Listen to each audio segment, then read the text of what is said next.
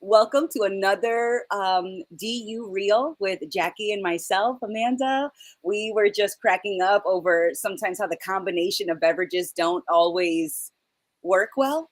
Sometimes, or certain flavors don't work well. Like one that comes to mind is like the first time I had a cup of orange juice after brushing my teeth. Learn that lesson quickly. Never will I have a sip of OJ after just brushing my teeth. So, No. sometimes you just need to see a combination once to realize never again. Yes, traumatizing to say the least. But yeah, we're here. Happy Mhm. Friday, everybody. Oh, wow. We are just I love the energy of Dualistic Unity because it really is anything goes. Like it really is. And besides like besides like mooning the camera, pretty much anything goes. And we can come as we are and just talk about whatever is on our mind. And I was telling Amanda before we started recording that I've kind of just been feeling a lot and just feeling very heavy for the last couple of days. And I don't really have a specific reason why. I think I'm also just fucking tired and exhausted. I really haven't been sleeping much or well lately. So there's that. And sort of coming to this reckoning with myself too, as well, of like, it's getting to the point where I've avoided my responsibilities long enough and not like anything too serious. Like, okay, I'm still fine, but I know that I feel like I'm self-sabotaging myself from really stepping into a new version of me, or like maybe that's a narrative too, but I think I am realizing how much I value responsibility and like being vigilant about the way I live and take care of myself. And I know that I prioritize that, and yet sometimes I avoid doing it. And I've avoided doing it, it seems like, for the last couple months or a little bit, or I just feel like I'm off balance. Mhm. I think is the best way to put it. I just feel like I'm off balance, and I'm like I'm daunted by the task of like having to try and restore balance, because I'm also afraid of stepping into like a version of myself that I see as more powerful, or like not more powerful, but More like capable? being free. Like I am like I kind of doubt that it's actually possible and that I actually can have the life that I want. And I know it's like right within my grasp, right? And Hmm. it's like I get in my own way because I'm afraid of like moving to that next point because it's unfamiliar, and like breaking out of these habits that I've been in for like my whole life, of ways of thinking about myself. I feel like I'm shedding like my skin again. And I go through these periods pretty much yearly of like I'm riding high when the weather is good. And like I feel like that's at least the pattern that I seem to experience every year, of just periods of introspection. And I feel like that's like what the winter is, like introspection, reflection, gratitude, and then coming into like the new year, it's like a shedding. And that can feel like depression. It can feel like having no energy. It can feel like feeling like you've outgrown the person that you used to be, and like you know all the changes you want to make, but you haven't quite made them yet. And I think it's okay to at once acknowledge the changes that you want to make and like see them through, but Mhm. also I'm okay with where I'm at right now. As much as I'm going through it, at the same time, like underneath it is just a like more of an acceptance than there's ever been. And so it's like I'm okay. Like as much as I'm going through it, I'm also good at the same time because I know it's working itself out. So Mhm. that's where I'm at right now. Oh And yeah. also, just wanna say hey to everybody. What's up, stream? Yes, absolutely. Hello, everybody. A couple quick announcements, actually. There are still 4 tickets available for the California retreat. So that includes the king bed that's being shared with, is it 3 or 4 other single beds in that same king loft area? And so that king is available, and then 3 other tickets separate in other rooms. And so Jackie and I are going to be there. So definitely excited. The winner of the contest is going to be announced this Sunday. And tier 2 is going to get access to the Colorado retreat tickets this Sunday as well. So definitely cool announcement. Ticket access for tier 2. Tier 3 already has access, and the California retreat still has some tickets. So you get to hang out with Jackie and myself and Andrew and Ray and so many other cool people, including Daisy and Sophie. And so check out Life Unpotted if you haven't already. And also very excited to see them. And I definitely resonate with what you were just saying, Jackie, about how, sometimes you wonder if you could be more free. And I wonder about that because I'm like, well, what would that even look like? Is it, because it's not that there would be more options. All of the potential and all of the options are available right now. Is it that I would feel more free choosing a different option other than the ones that I'm choosing right now? It's because, I can certainly make myself feel more trapped, but I don't actually know if I could access more freedom. I could experience the perception of feeling more trapped, but when I actually think about freedom and how there could be levels to it, it doesn't feel that way. Even if it feels like I'm in the way, that doesn't feel like it's accessing more freedom. That's just getting out of the way to all of the freedom of potential that's always available right now in this life. So um, I guess another way that I put this is like people always think about their lives and like, I'm single, I'm dating somebody, right? And when they're single, they wonder, they yearn for that partner, and they don't really enjoy all the benefits of being single. Same thing when they're in the relationship, they miss that independence. They miss not having to make a consideration for someone else's needs, expectations, wants. They miss that freedom, that flexibility that comes with being single. So when they're in the relationship, they don't really make the most of it. And so it's not that being single or being in a relationship or more free or more um, or is more caged or more limited. It's that it has things you like about it, things that you don't. They both do. And you can make the most of the things that you can when you're in that particular scenario. So right now I think of myself as being single and I am loving it. There are moments where you feel lonely, but then you remind yourself that that loneliness usually is tied to the expectation that someone else should be there. Because if you don't think anybody should be there, you usually don't feel lonely. I feel like I am on a private island for one, and I get to do whatever I want. I get to, collect seashells by the shore. We get to take a nap under the palm tree. We're not forgetting about anybody. We're not ignoring anyone. We're not hurting anyone's feelings. We are enjoying this oasis for one. And I try to remind myself to make the most of this life, this combination of factors, because it's not going to be this way forever. And when I am in a situation where it's not this, I want to make the most of that so that I don't miss this set of combination. Like I don't want to miss being single, because when I was single, I made the most of it. When I am in a relationship, I make the most of it. So being single, you're not missing being with a partner, and when you're with a partner, you're not missing being single, because when you were in that life, you lived that life to the max. So I don't think, and so many times I feel that, like, oh, I could be freer. Like, how?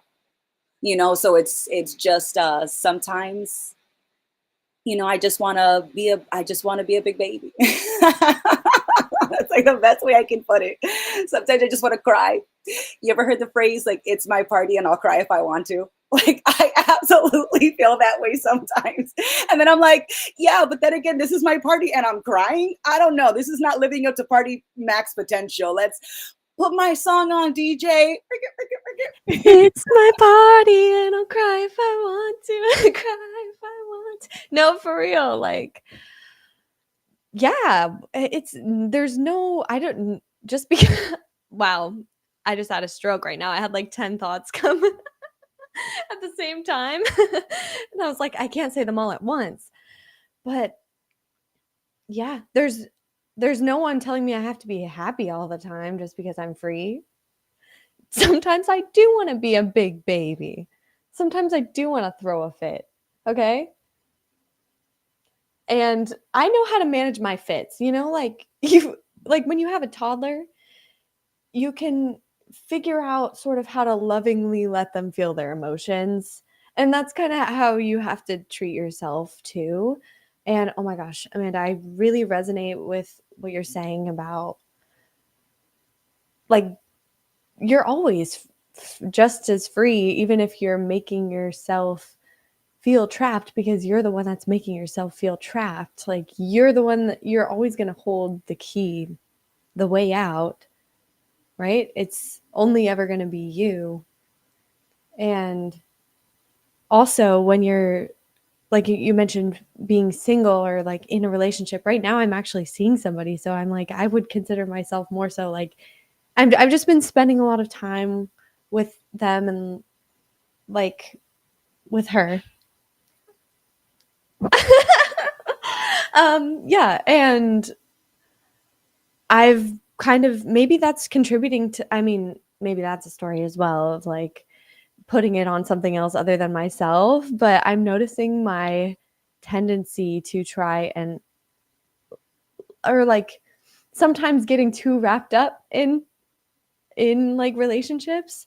And I've been somebody who's like been in and I love people.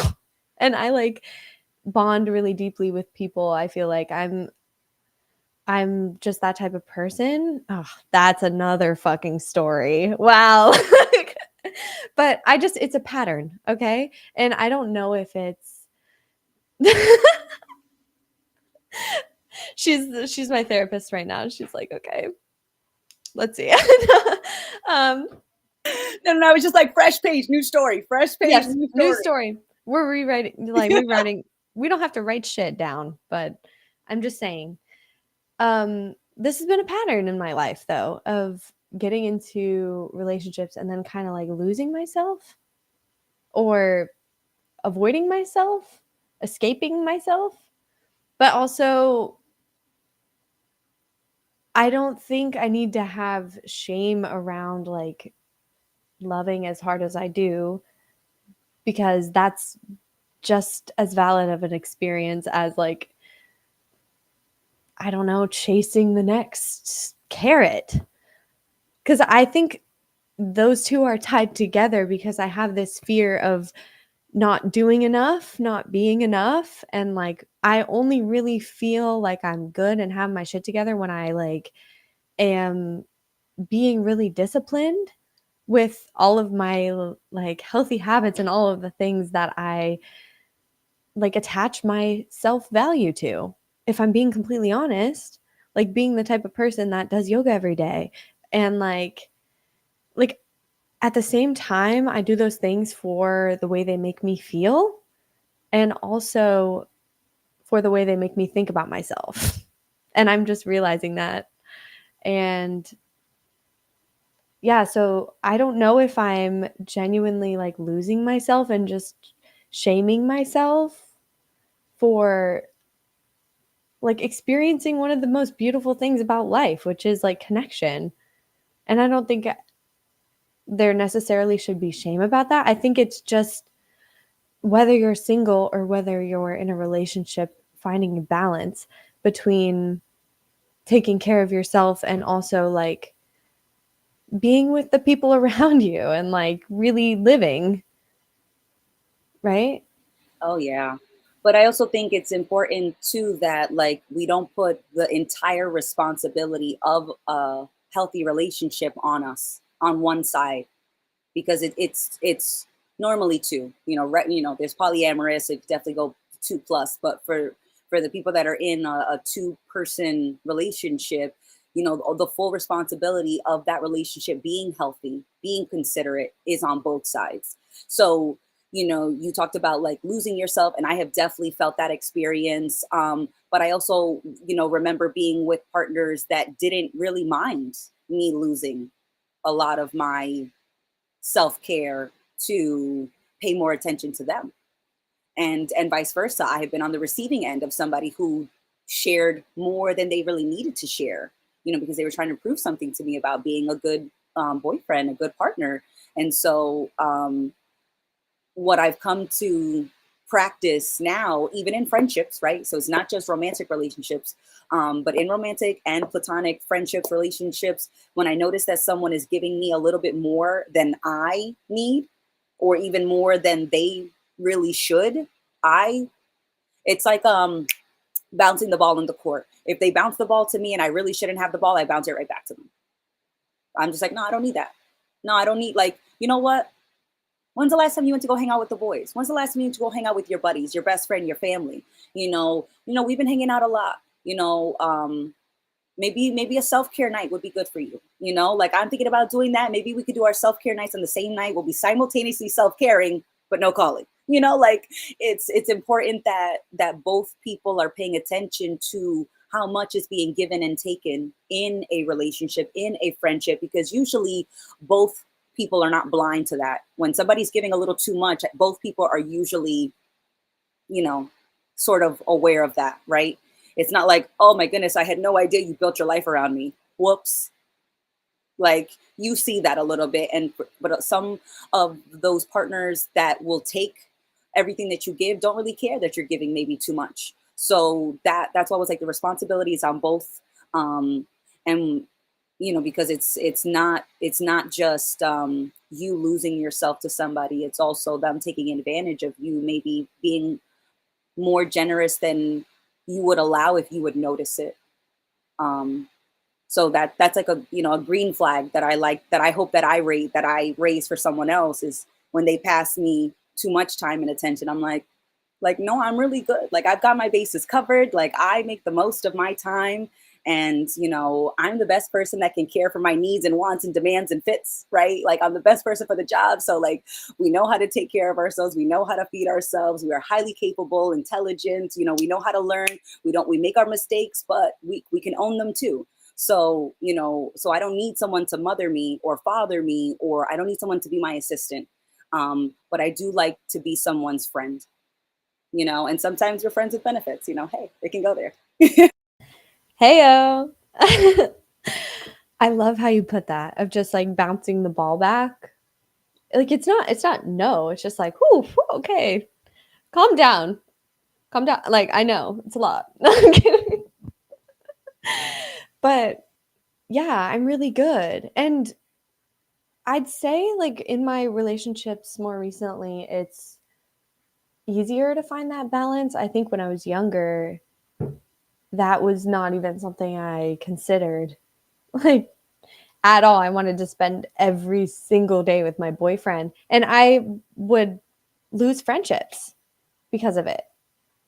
Like I think I have friendships today that like still took a hit from the way I was. Oh god, I like cringe so hard looking back about the way I was just like in La La Land, it seemed like. And I wouldn't even notice the way I would, slowly over time abandon myself. Like just you stop doing something as much and you think it's just like temporary, but then it becomes like a new habit. And then it's just, you don't even notice, you over time it can just carry you away from yourself. But it's not that it's carrying you away from yourself, it's that you're like abandoning yourself. You're like willingly doing that, but you don't notice it until you do. And then when you do, it's glaringly obvious. And so it's like, it's not the relationship's fault though. It's you and your boundaries. And you can always change them. Like if you notice that you've been seeing each other too much, like honestly, I had that conversation yesterday. I was like, okay, maybe we need to like maybe we need to like not make that a habit and like Absence does make the heart grow fonder, they say. Exactly, exactly. Like, I know, and it's cute, like, it's cute to be excited and, like, swept up, and to I think some extent, like, getting a little swept up is fine, and, like, that's the, like, magical, like, moments of life, or sometimes the more irresponsible ones. But I think in general, once you realize you've gone too far, you can always rein it back, and, like, if somebody has an issue with that, cut them off. You still can get out, You're never trapped anywhere, especially not in a relationship. Holy, you're never trapped in a relationship. So, and I don't know, like, I also have a fear of opening up in that way and, like, really letting somebody in again, because heartbreak fucking hurts. And I know that feeling well. And it's like, okay, well, I know if I'm feeling all giddy and all happy and all, like, excited and whatever, the opposite of that feeling is going to happen when they inevitably are gone. Mm-hmm. And so knowing that, it can be easy to avoid relationships and letting people in, but I don't think that's worth losing the experience of love, right? Mm-hmm. And Oh yeah. maybe that love with attachment is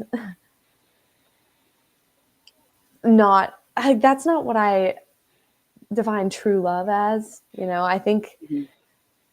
there's a difference. And so, like, we shouldn't attach to romantic relationships specifically, or friendships, like, I think Mm-hmm. you should be open to all different types of connection. And I don't know, the romantic can feel like the most roller coaster version of that, but it's definitely not the end all be all. And, like, whether you're single or in a relationship, there's love all around.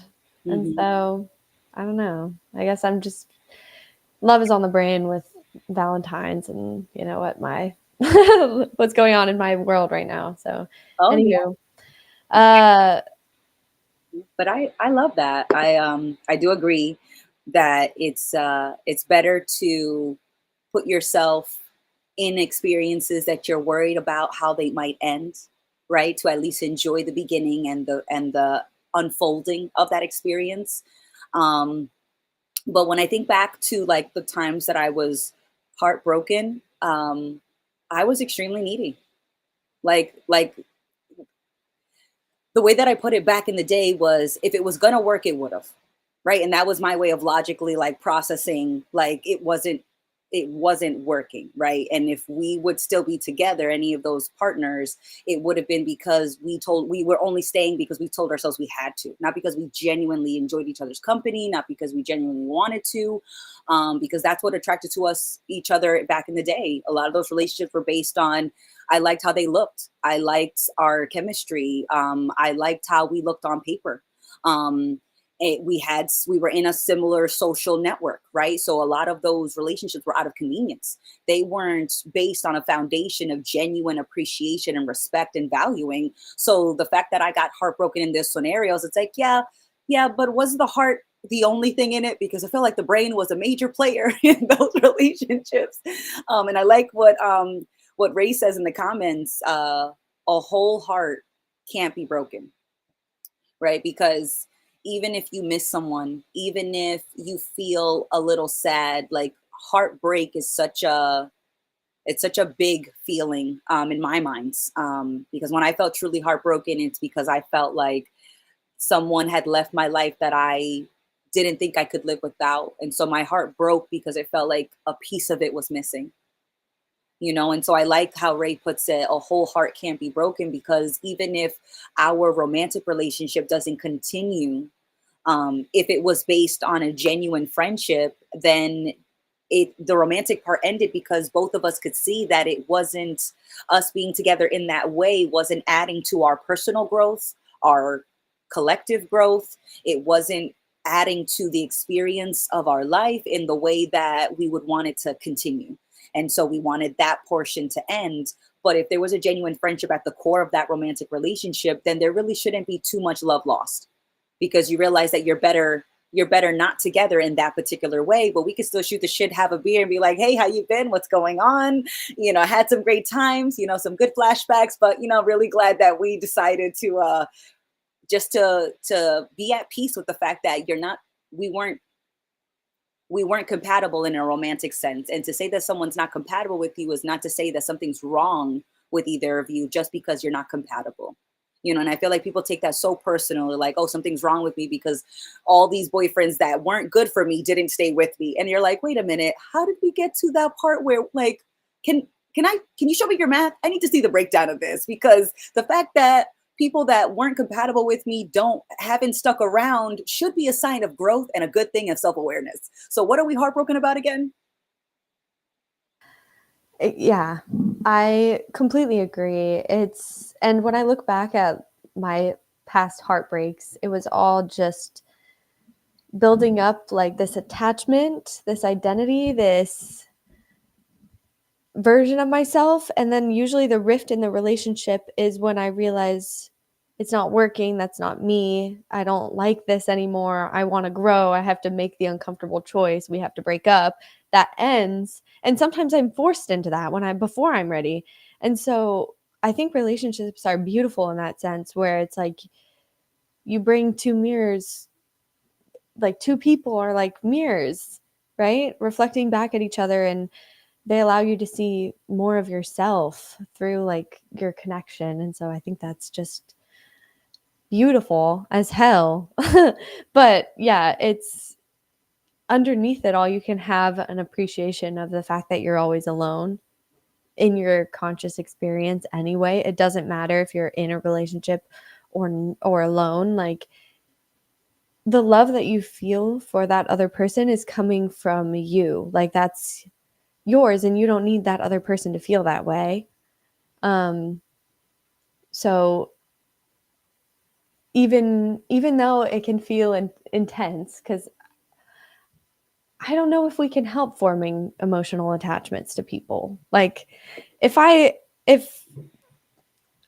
do not even want to say this, because even though I don't believe in, like, I'm not like superstitious or anything, but like if you were to die, Amanda, I would be so heartbroken, you know? And that doesn't mean I'm like, I don't think my consciousness depends on your existence or anything, and I No. know that.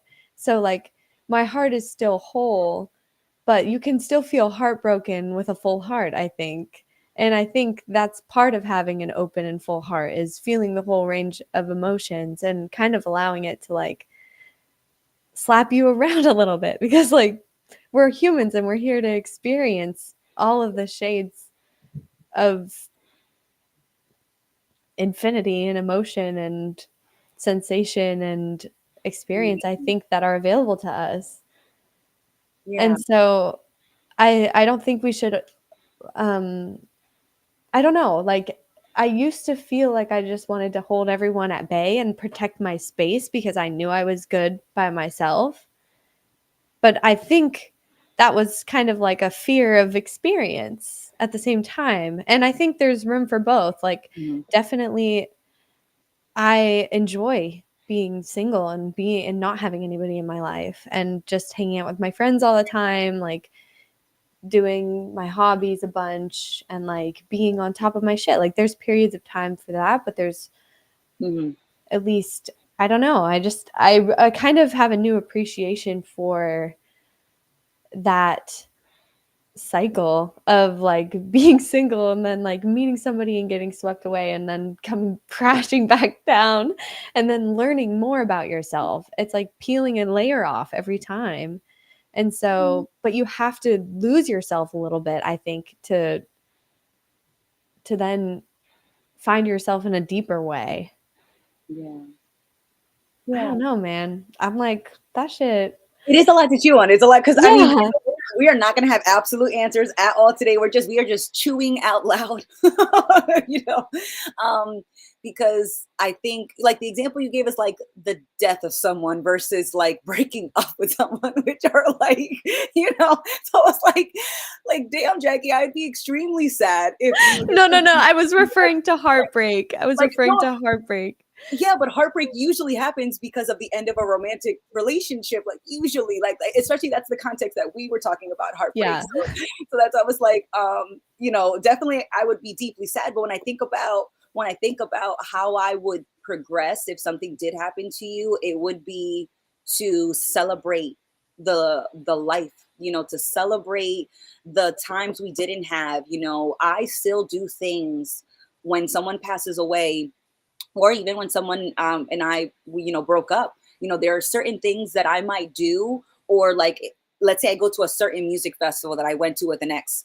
The next time that I'm there, I'm gonna be like, man, I remember being here with this person, and damn it, we had an amazing time. And when I'm like jamming in front of the concert, I'd be like, oh my god, I was jamming here, and it's not to be stuck in the past, but it's just to celebrate that, like, the person who brought me to that location is no longer in my life, but I celebrate their time in my life because we made the most of it. And I can still appreciate that they introduced me to different music and places and art and foods. And when I re-encounter those things, their memory is going to come up.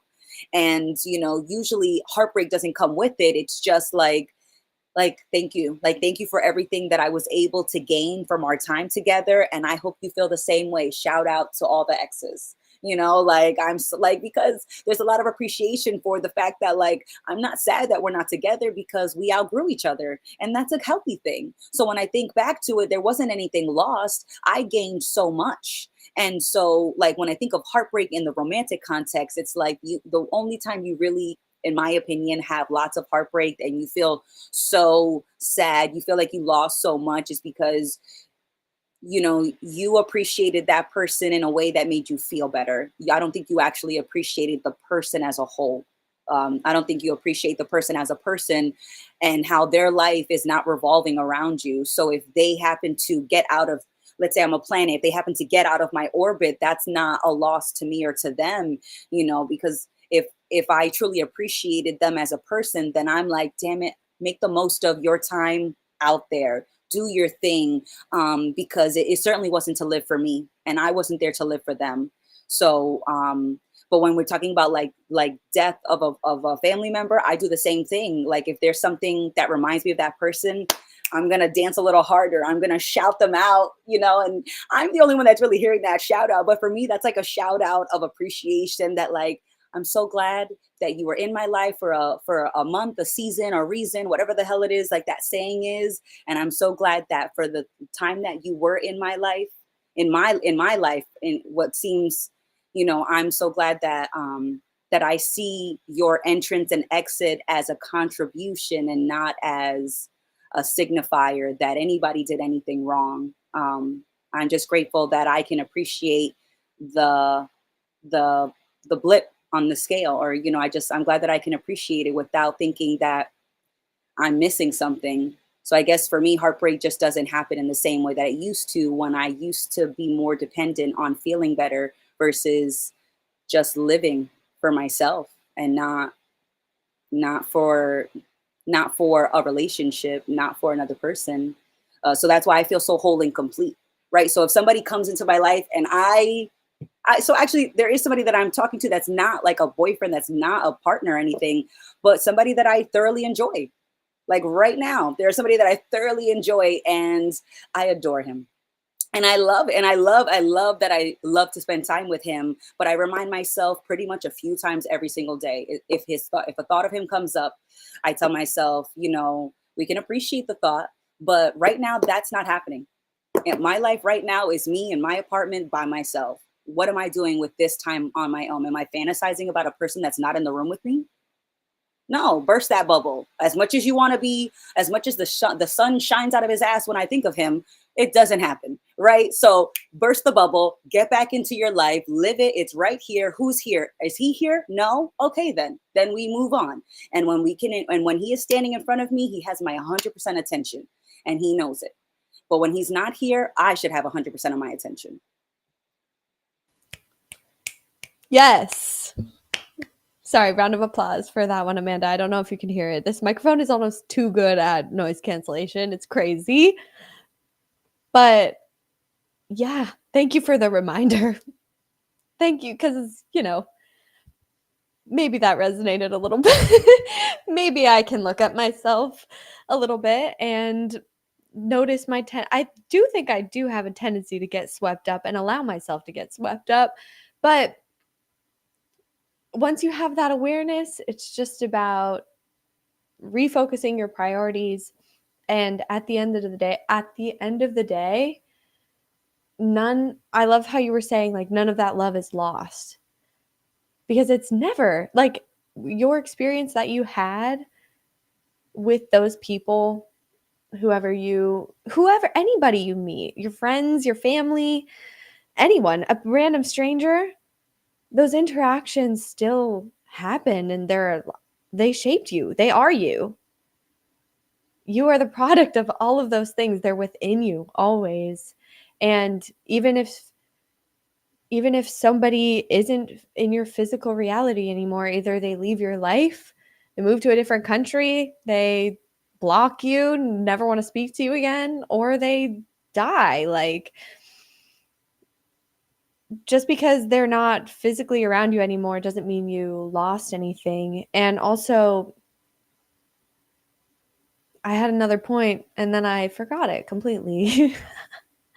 Oh yeah, I think the heartbreak comes from the attachment, and also hope, like we just are under this delusion that things should last forever, which doesn't make any sense considering that all we ever know is change.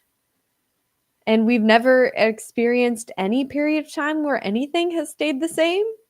So I don't know why we expect things like romantic relationships to never change. I think we just want to ride that high. We just want to ride that high forever and ever. And like, it makes sense why we would have that drive to like partner up, evolutionarily speaking. Like, we're animals at the end of the day, right? Like, reproduction is going to be like something that is very rewarding to our brains, and that can be addicting, and Yeah. it can derail your life just as easily as like any other addiction. And so Mhm. you have to like maintain awareness around that. And when you do, you can still, it's not like you never have to let anybody close to you, but Mhm. like you also are okay with your space, and how close is too close. Yeah. And when people are crossing boundaries, and you're okay pushing them back.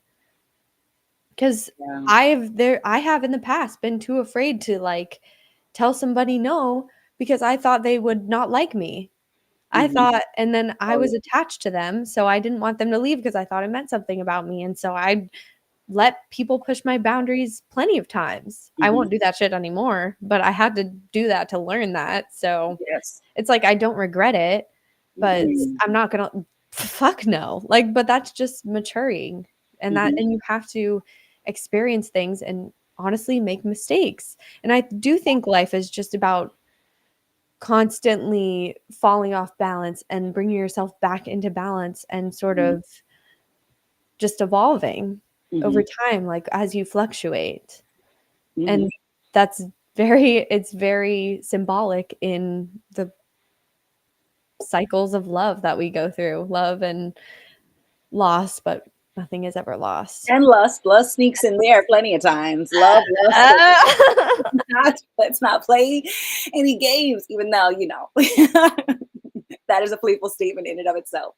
But definitely, certainly, advertisements and certain Disney movies and Hallmark movies and the romanticization of relationships. And it's not like the messages that we're getting all the time is that it's so unrealistic. It's like you're supposed to find one person that checks all your boxes. That's a lot of pressure, and not just for a little while. Like, they are committed, you both are committed towards checking each other's boxes for the rest of your life, no matter who grows in what direction. You're just supposed to make it work, and that's such a heavy expectation. But that's not tied to the evolutionary part of reproduction. We were migrating, we weren't even staying in like cities for long. Like, we were listening, we were paying attention, we were sensitive to the land, to the weather, to the animal migrations, and we were also more sensitive to our own personal migrations. And so um, the way that we think about relationships now has a lot to do with how they've been sold to us, how they've been advertised to us. And it's not that it can't work, right? It's not that I'm saying that, you know, you can't be happy with one person for the rest of your life. No, no, no, it's not saying that that's not a possibility. It's just not a requirement. That's what I'm saying.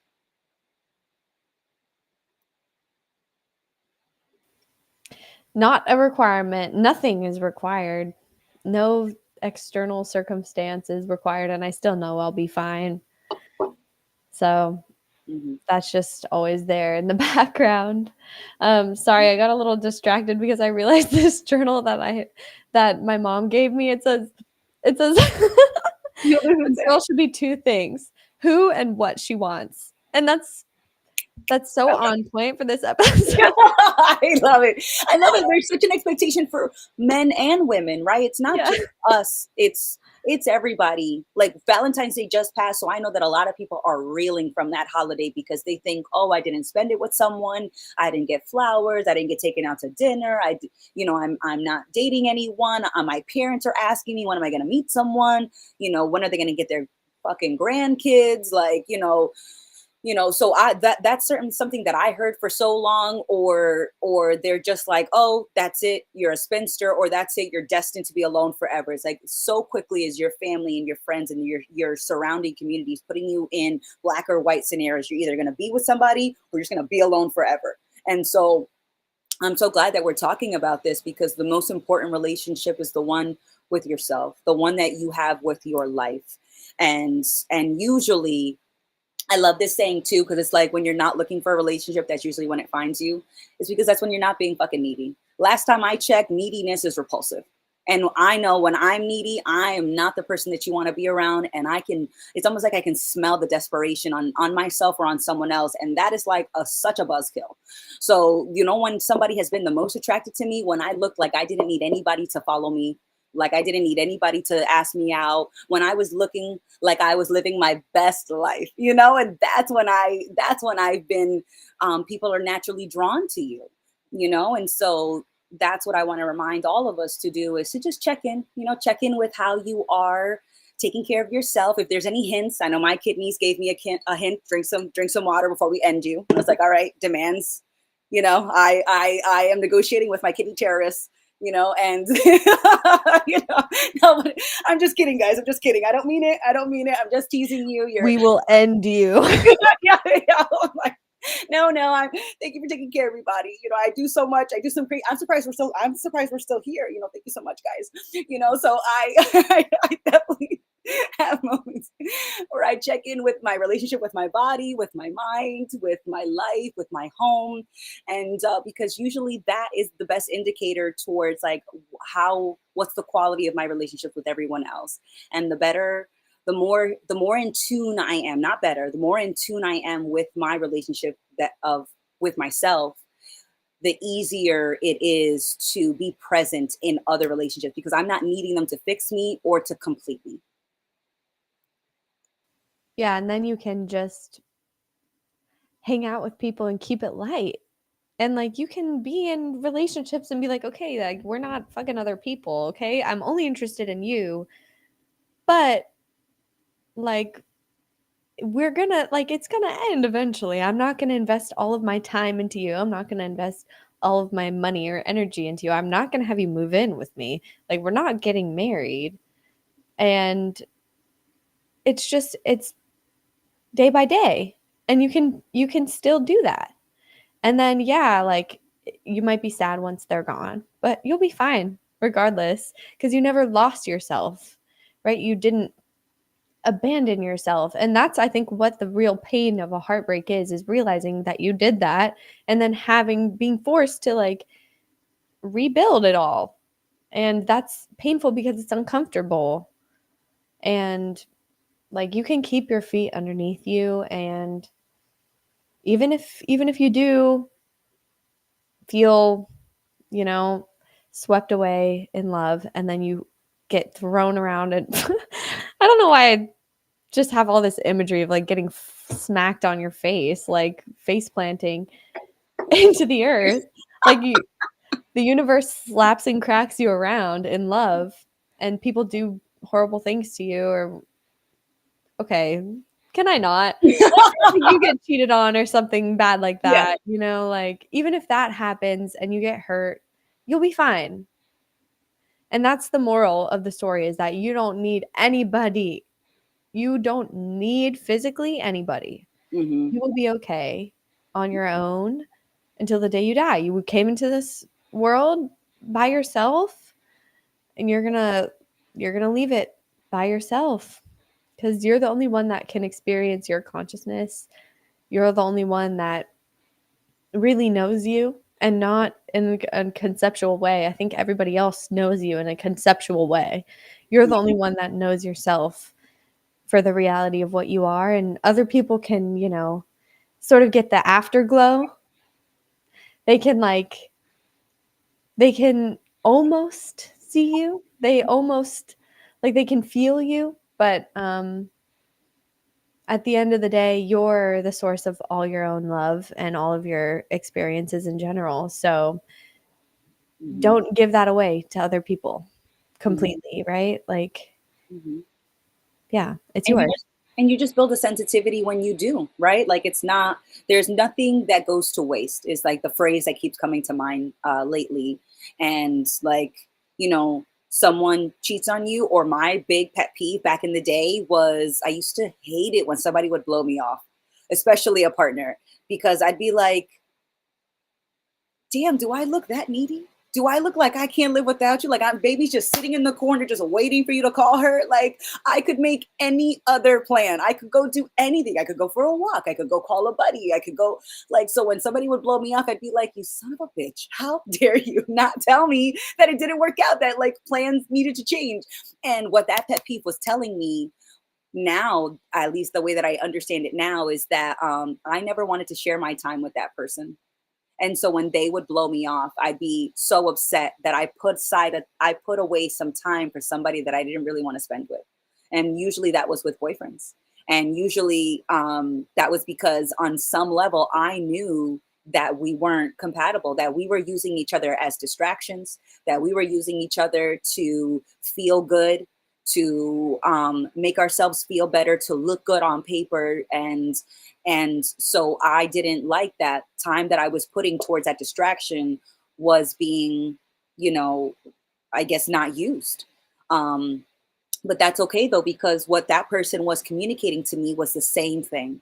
They didn't really want to spend time with me, and they didn't know how to communicate that with words. But if I was paying attention sooner, if I had known to look for that, if I had developed that sensitivity, which of course that was the process of building that sensitivity, I could have noticed that, and I could have translated their absence as a clear sign or a clear communication that they didn't want to spend their time with me.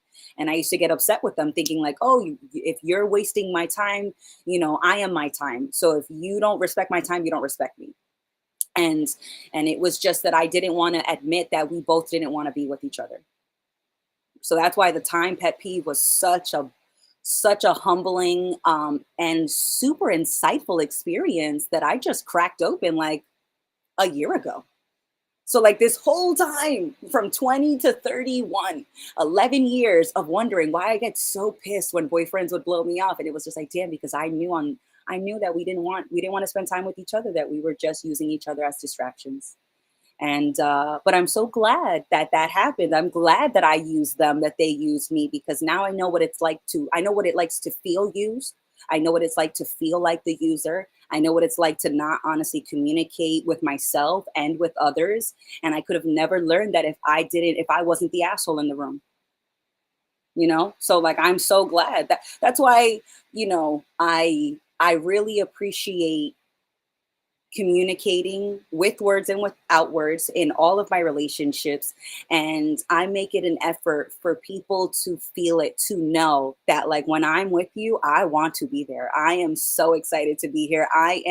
There is nowhere else that I want to be. And I want there to be no doubt. And I know I can't accomplish that. There's always going to be a little bit of doubt, but like, I make an effort because I don't want to waste it. I can't spend a moment twice.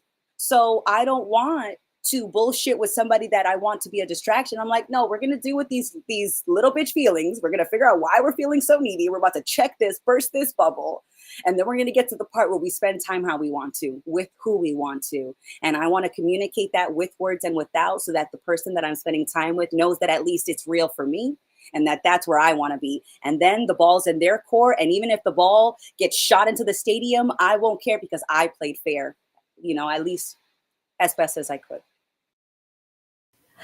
I love that. You got to burst your own little bitch bubble. Always, like, call your own bluff. And you can do that and also still, yeah, fully enjoy people. And like, you can deal with your emotion. The emotional part is yours to deal with. Like, it's never anybody else's responsibility to make you feel okay. And like, I've been needy in relationships. Like, oh God. And I still am needy in certain ways. And I catch myself constantly because, relationships feel vulnerable. You're letting somebody close to you and you want them to, like, the validation and the neediness comes from wanting them to validate the way that you think about yourself, because obviously that person isn't seeing you the way that you're seeing yourself. And the true value in relationships is seeing what they reflect back at you about yourself. And so, like, that can even be something that you appreciate about a relationship, is like feeling the neediness come up and like not expressing it, not putting it on that other person, but in that moment taking responsibility for it and being like, okay, what is this pointing to? Right? Or being like, wow, I didn't know that still triggered me in that way when people did certain things, or I didn't know I was still insecure about that.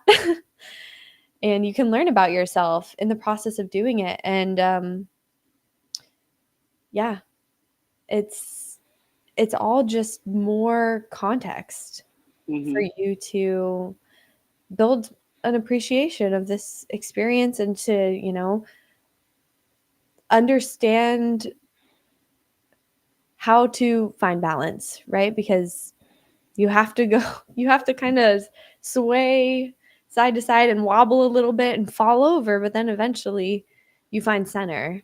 Yeah. The And pendulum swings. the pendulum do be swinging though. Oh my God, right to the face sometimes. No, no, no. I just, I do enjoy being dramatic. Like, I definitely have fun making things seem like more catastrophic and more theatrical. Because it helps me make light of how I do that by accident. How sometimes I'm throwing a fit. I'm needy, and I'm just like, you live like 2 decades, 3 decades without someone, and like all of a sudden now you can't live without them. Really? Like, I know you really enjoy their company. I get that. Like, I get that. But I don't feel like it takes anything away from genuine appreciation of somebody if you understand on some level that you could live without them.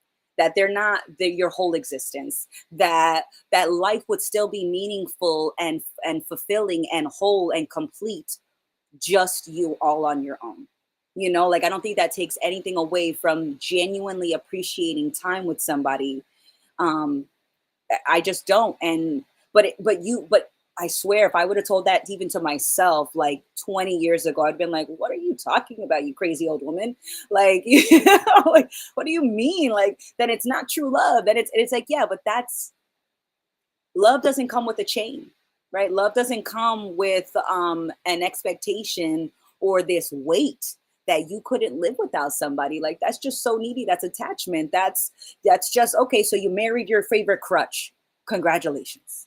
You know what I mean? Like it I feel like, I've had the experience of like falling in love, but without attachment, it feels like flying in love. And I say flying in love knowing that like I could want to leave, right? Like it's not just someone else could leave in the relationship. I could wake up one day and not want to be in it anymore. That is just as likely. And that means nothing about the two of us, right? And that doesn't take anything away from genuinely being present and appreciating someone for how they are, for how they show up, for how they live for them, and that's why it doesn't feel like I will ever get to a point where I will feel like I couldn't live without somebody because I have started over countless times. And I know that I could start over again. I could start over another million, bajillion, zillion times. And that does not include starting over with someone else. Like I could start over a zillion times and my life would still be meaningful because it's full of me. Like and I don't mean me like the idea of me, like it's full of my curiosities, it's full of my enthusiasm, it's full of my pouty moments, it's full of my self-care days, it's full of our cookie moments and cooking and and hanging out with friends and going on adventures and going hiking and canoeing and flipping canoes and all this. Like my life is full of all of me and all of the experiences I could ever have. And yes, an experience that I do enjoy is sharing time with people, not just the one, right? But that's what we're sold all the time: true love, soulmates, twin flames. And I'm like, fuck, man, I don't think love meant that I'm supposed to like chain you down or make you feel guilty if you felt like you were outgrowing me. Real for me, real love feels like if we did grow apart, that I would still, and I have been in the situation where things did not go the way that I had imagined or fantasized or hoped for. And yet I showed those other exes and ex lovers and partners, and I showed them I could genuinely be happy for them outside of our relationship, right? Because I wanted to show them that the friendship mattered to me just as much as our romantic chapter. And but I couldn't say that. I had to show them, I had to call them and chat with them and hang out with the next partner and be totally fine because I'm like, look, like just because we broke up doesn't mean a damn thing. Like that we could go in any direction, but it's just not very common because it's not something that's really encouraged. Yeah, and there's also this pressure to, like, cut all of your exes off and never speak to them again. I definitely was that girl, like, "Block him! Block him! Be gone!" And, my most recent ex, actually, we're still friends, and, like, we don't really talk, like, we just haven't, and I think initially when you do break up with somebody, you need to, like, not for me, that's the quickest and easiest way to get over it. Just fucking cut it off for a Oh period yeah. of time.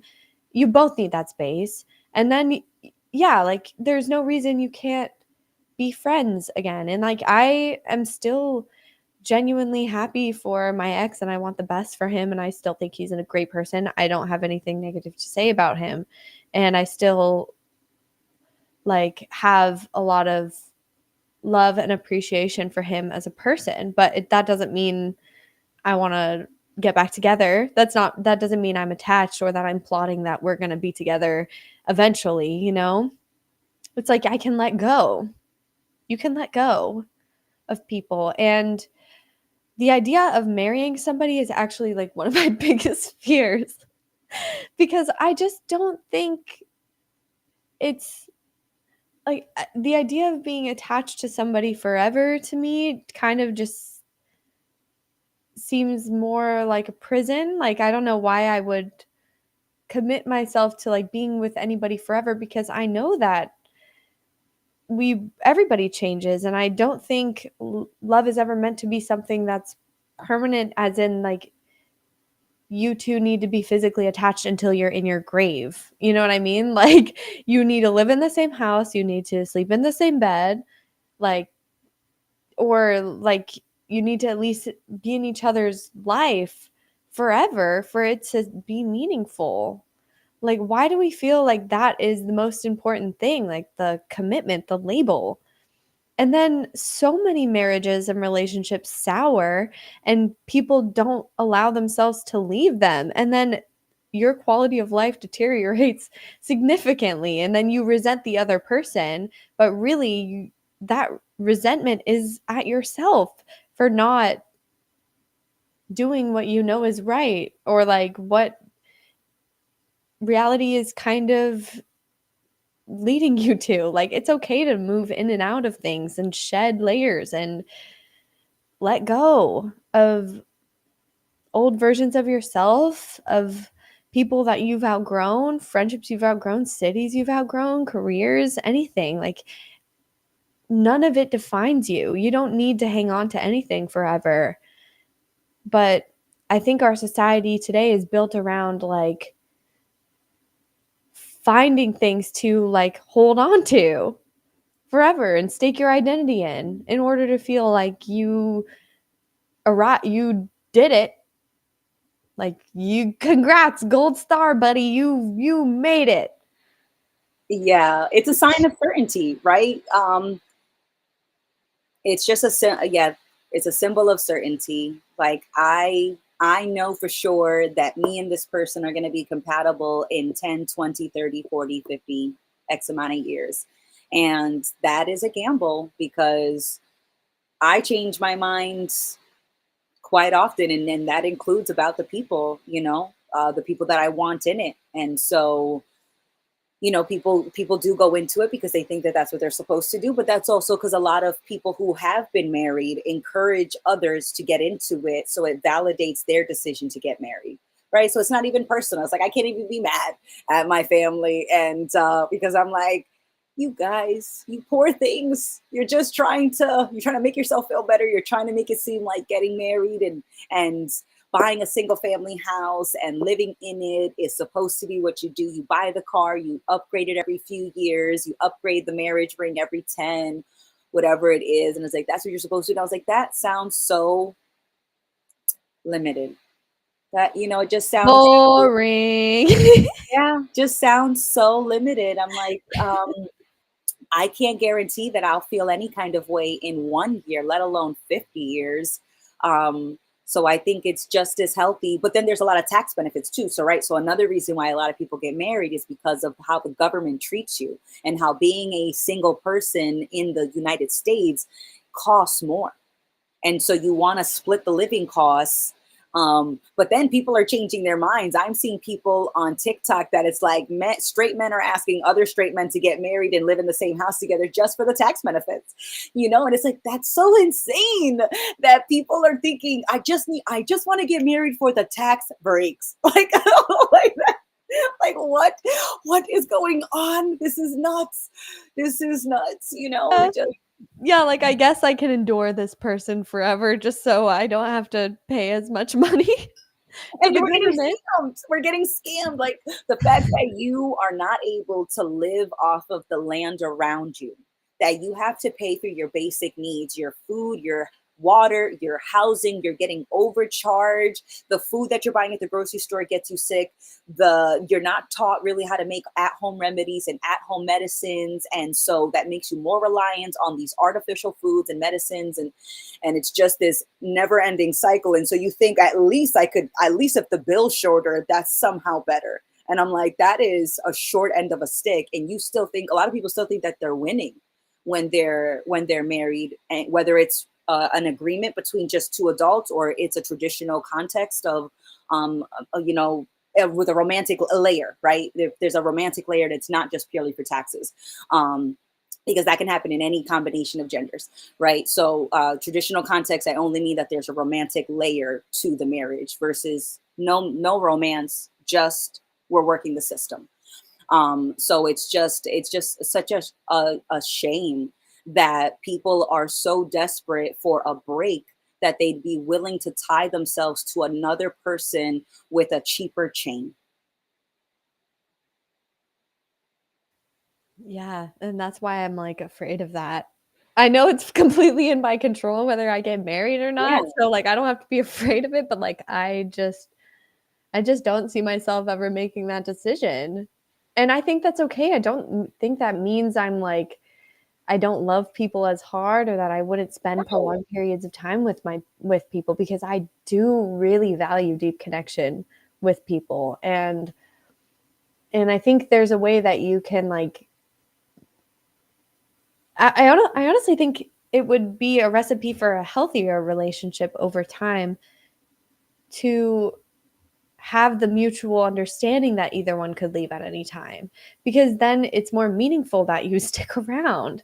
It's like, okay, you genuinely enjoy and just appreciate me and I obviously feel the same because I'm still here and like we don't have to have the label because we don't doubt each other or No. like or we don't doubt that the other person would like lie about how they were feeling, right? Like Mhm. and we both have the mutual understanding and respect that like I want you to do what's best for you. Yeah. And if that's not me, that's okay, but like you can tell me that. You don't have to like be married to me and then have a mistress like or you don't have to like Yeah. whatever. You don't have to hurt each other unnecessarily. Like you can just appreciate and be with somebody and spend time with them, maybe even like have kids with them Of course. and and then separate and that's okay. Hmm. Like it doesn't it's not no one person or one scenario is your end all be all. And Hmm. then it's not going to solve all your problems first of all. Like getting married won't like really make your life any better. It doesn't guarantee that they will be there in 50 years just because they said they Mhm. would, right? And it's just realistic. It's not that, you know, it's just saying that you so I guess what I like saying now in my friendships and in romantic relationships encounters is just that like it's okay. Like it's okay if it like if I don't need any promises, right? So if someone feels bad about not calling me or for not making plans or changing something, I'm like, that's okay. Like no promises. Like when we make plans, I usually try to say, like, no promises. If something happens, if something changes, that's okay. Let me know if you can. And even if they don't let me know, I give people like a 20-minute window. If I don't hear from you within the first 20 minutes of our agreed upon time meeting place, we're pivoting. If you get there in 45 minutes and you don't see me there, call me. I'll just tell you I left, like, which is reasonable. Like I left after 20 minutes. So, either I'm able to come back and we'll do something else, or I'll be like, no, I had like like plans change and I'm not available for the rest of this day. But I do try to tell people no promises are needed because I don't need you to do something for me tomorrow. I'd rather you enjoy time with me today because you want to, not because you have to, not because I need it. Because I don't want you to feel that weight from me either.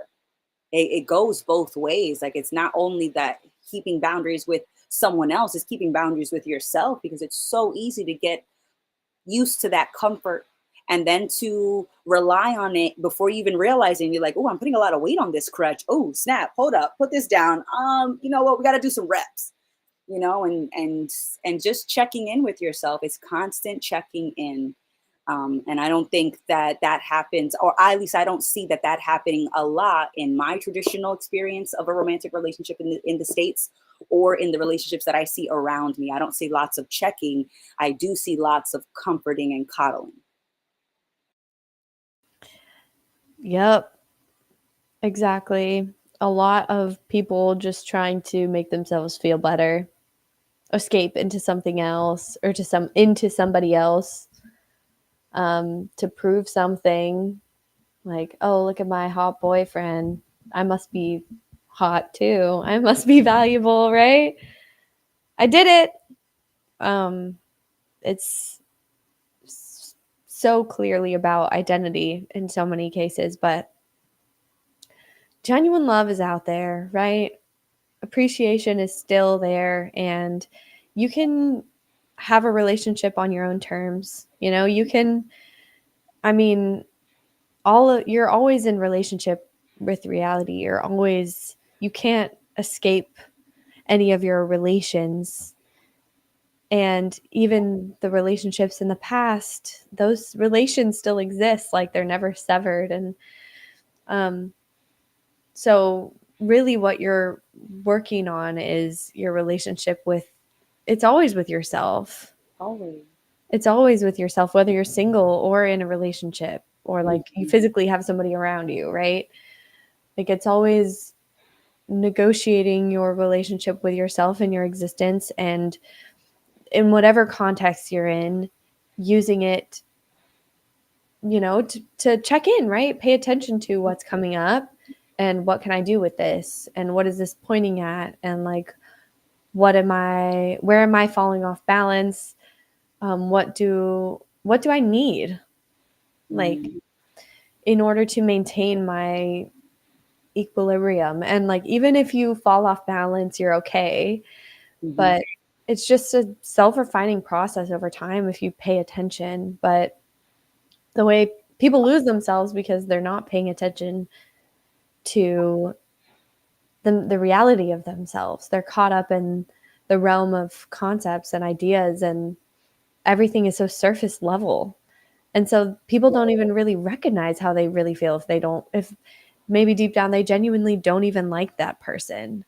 And Mhm. they can't even really recognize that because they're so caught up in need. Mhm. Yeah. But the more attention you pay to how you feel in every moment and what's going on, like you can start to behave in a way and like express yourself in a way that is self-responsible, because with awareness kind of responsibility follows. Mhm. So um just it's just paying attention, like Mhm. always. That's always when it fucking comes back to. And you notice when you're not paying attention because usually like there's a bump in the road, right? I will be perfect example. I'll be getting ready for our live, a Patreon call, a group, right? And we are rushing. We are absolutely rushing through this apartment. We're getting ready. We just took a shower. We're getting out of work mode. We're going into DU chatting mode, and I'm rushing through this apartment. I live in a shoebox, and I say I live in a shoebox because it's a tiny little studio, and I love it. But I still rush in this little shoebox, and I will be rushing from one corner to the next. And because I'm not paying attention, I don't notice that something is on the edge of a counter, and I happen to rush past it, crash, hits the floor. Oh, like, guess what that was just telling me? Someone was not paying attention. so so it's the getting caught up, right? And you're like, oh my God, I was just living in this love bubble for like 3 days.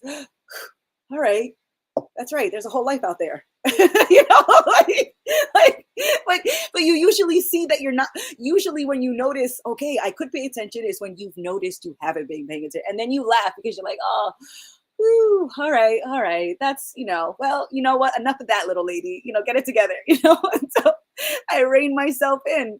And I love getting caught up, and I love checking in. And I have made it, I found more appreciation in bursting my bubbles, because usually the bursting of the bubble is an opportunity for growth. It's an opportunity for further developing that sensitivity.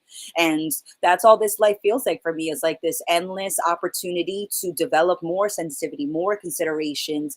And it's so responsibility doesn't feel like a burden, it feels like a skill set. It feels like I'm getting better at being responsible, and that comes from not being responsible.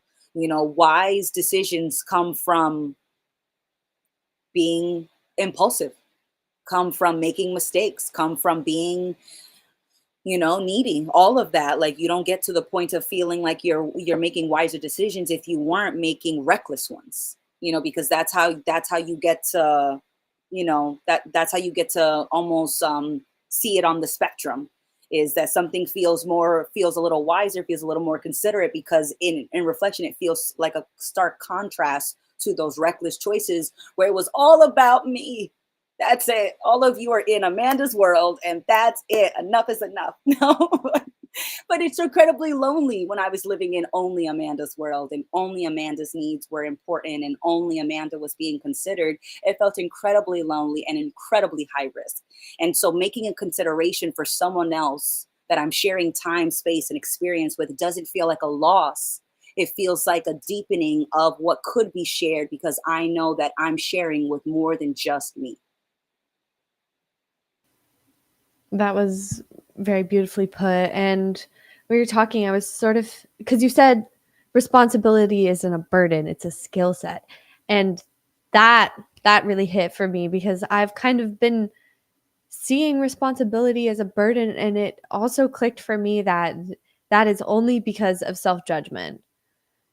That is only because I am judging myself for the way I've been, and because of that, like, I don't want to face that, so I have cognitive dissonance and I put it off, right? I can't accept that I've done something that I don't think is responsible, or I don't know, I just get panicked about what it means about me, almost subconsciously. And so then I keep putting it off, and we do that, like, we avoid Been things. there. Oh, Yeah, like, we avoid things. So, like, that's what being in a relationship and not being happy is too, like, avoiding the reality that you know is there because you think it means something about you. And that's why we resist change. But, like, that's nothing to be afraid of. And there is nothing wrong with making mistakes and fucking up, because I still feel like guilty about things. And even currently, like, when I feel like I'm falling off balance, I have guilt about that. And that same. is the only thing that's standing in the way between me and change, is like my judgment. Oh, that's so fucked up. And we can let go of that judgment, and then things kind of can work through more efficiently, and you can recognize when things aren't working for you anymore and cut it off before it gets too extreme, right? And that's how we get better at finding balance, and we don't have these crazy roller coaster emotional, like, relationships, or like periods of time where we lose ourselves, and then we, like, you know, just our experience doesn't fluctuate as extremely when we're paying more attention to how we're genuinely feeling and allowing that to express, because we're not afraid of what the consequences are. And Mhm. that's when, and the more that you do that, your responsibility muscles get pretty buff because you're lifting your shit, you're not avoiding it. After I get those reps in, baby.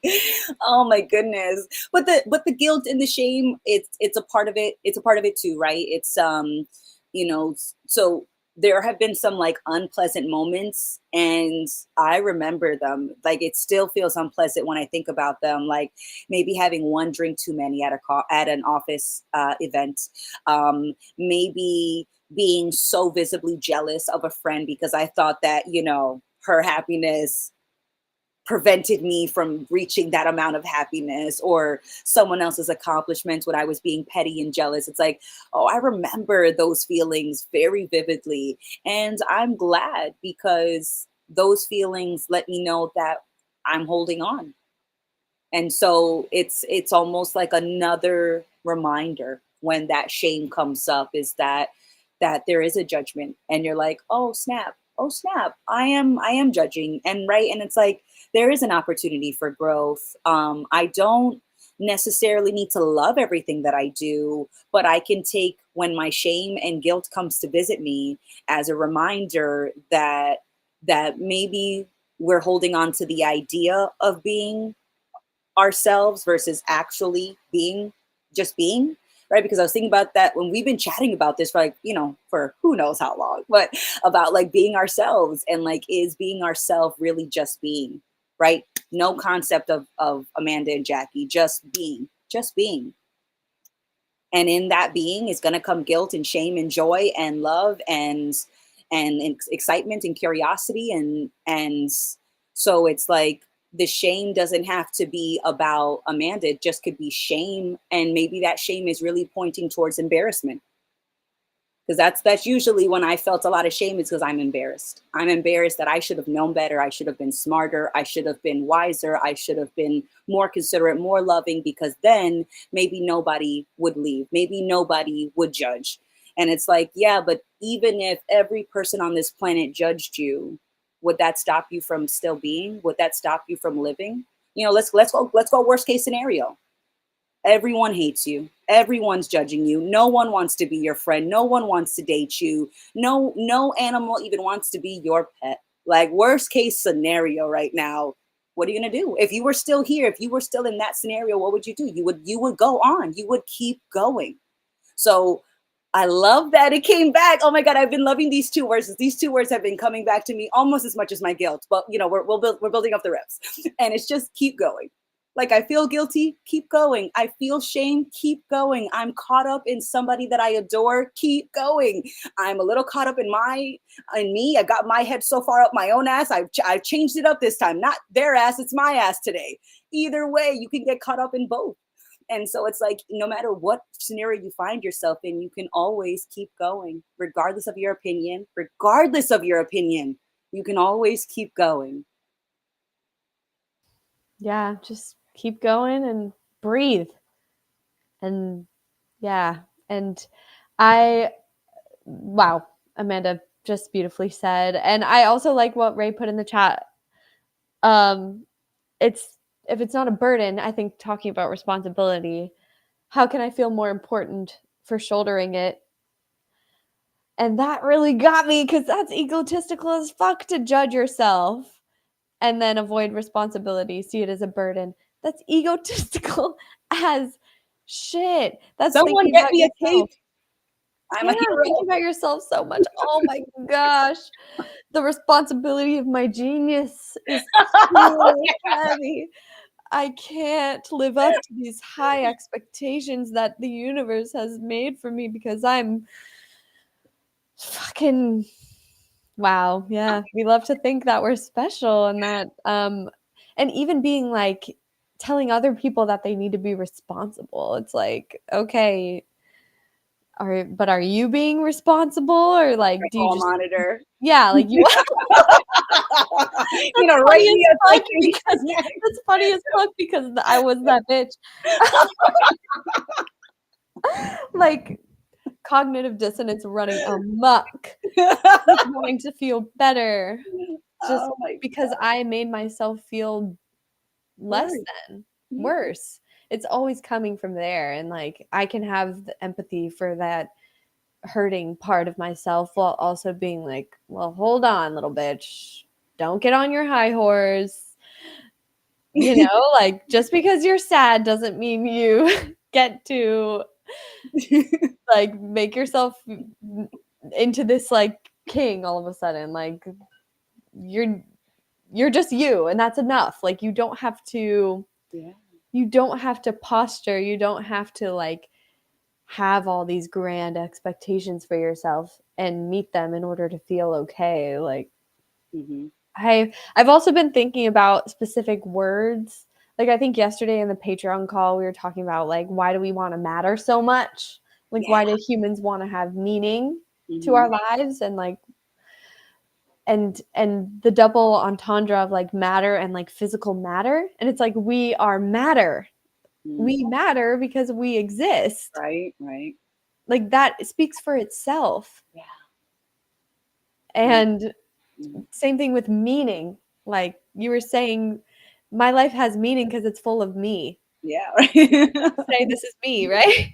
I just think that's so symbolic and everything is so like Mm-hmm. intertwined and reflective of each other. And I'm honestly in awe of it all. But Wow. it's so beautiful when you can just reside within yourself and just appreciate that for what it is. Ah, Oh wow. yes. Oh yes. I saw in the comments that roundtable number 30 just came out, and Andrew just posted that season 6, episode 14, called "Doing Your Part" just went live. And that's an even number. That's ours. Oh snap! Because Andrew and Ray have the odd numbers of season 6, and you and I have the even numbers. So 14, that's an even number. That's one of ours. One of our babies just went live. Yeah, as we're live, one of our other babies is live. So, Catch it quick. yeah, if you're a real fan of me and Amanda, you'll play both at the same time. Oh my god. and understand what we're saying somehow. I don't know if I could handle two Amandas and two Jackies. Yeah, that's a lot. That's a lot. Mhm. But I do love, I think this is a perfect place for us to wrap it up. Mhm. We have had an amazing chat post Valentine's Day, relationships, what that means. And, definitely join the Discord. Like if you want to continue these amazing chats with other people that are usually in a curious mindset. There are moments where there's neediness that finds its way to the Discord, right? It's not absence of that either, but that bubble gets burst just as almost as quickly as I burst my own bubble. So like definitely continue the conversation on Discord, join Patreon for our groups. There'll be other groups, tier 2 and tier 3 Patreon this Sunday. Again, the winner of the video contest is going to be announced this Sunday. Tier 2 is going to get access to Colorado retreat tickets. And there are 4 tickets still left for California. That's going to be with Jackie and myself. And if you've got some time and you like cool tools, check out the Dualistic Unity Life Troubleshooter, because that thing is amazing and I love it. So links to come. I'm about to click all those buttons now. Definitely click all the links. Definitely come join us in California in April. I am so excited for that. It's going to be amazing. I'm going to teach yoga for y'all. And yes, and there's going to be so many cool, amazing people there. It's just going to be a chill ass time. That's basically all that I can guarantee. Everything else is up in the air, and I'm just excited to see how it unfolds and all of the conversation and connection that'll come out of that. But yeah, thank you everybody for tuning in to the live stream today. This was a lot of fun, and I feel like I worked through some things. So Same. always love our chats, Amanda. And we'll catch you guys later. Have a great weekend, everybody, and we'll